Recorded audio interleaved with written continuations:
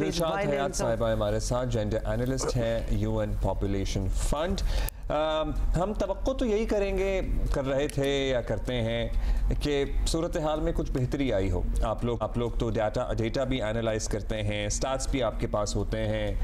क्या हर गुज़रते साल या गुज़रते वक्त के साथ पाकिस्तान में ख़वातीन के ख़िलाफ़ मज़ालिम में कुछ कमी आई है?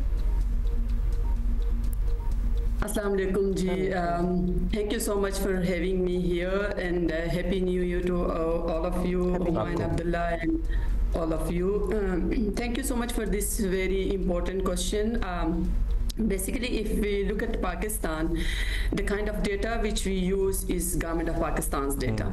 And the latest data we do have is from 2017 and 18, the Pakistan Health and Demographic Survey 2017-18, which the Government of Pakistan conducted. And according to that, 34% of ever married women, they face violence of different type, sexual violence, physical violence, psychological violence, and then on top of it, child marriage is also very high. When you look at the trend and percentage, probably it will look lesser in our region. We are on second lowest, but when we look at the population, we are fifth populous country of the world. It's huge in number.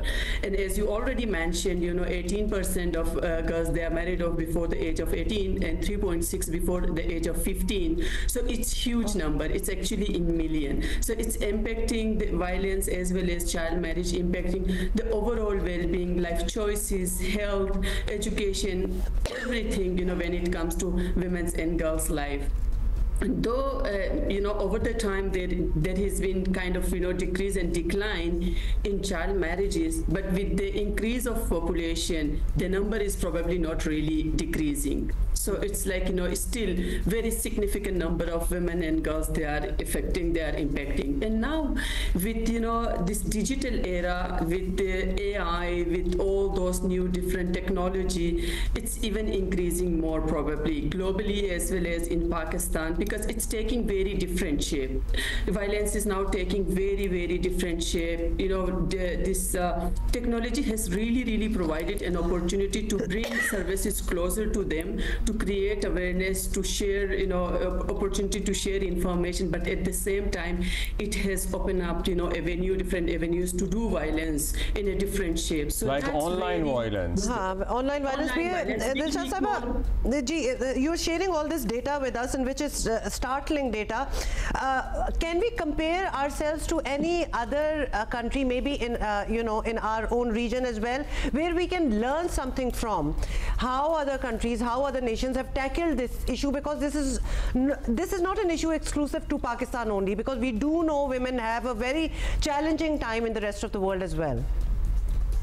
Yes, Uma, you're very right. Actually, globally, violence is everywhere. In developed setting, in developing setting, in every country, but it's more in conflict-prone, disaster-prone areas. In developing countries, there, gender inequalities and other factors, there is interplay of it. Countries have really progressed on it. To be able to really prevent violence and to respond to it, there has to be social norm change.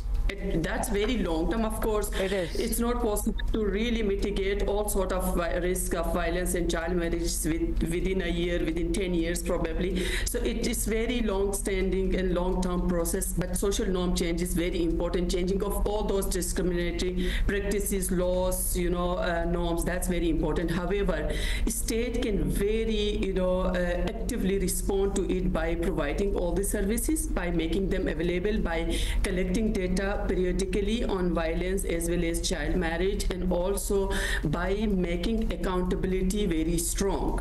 So that's really important. It has a very strong role, and some countries, they have really progressed on it.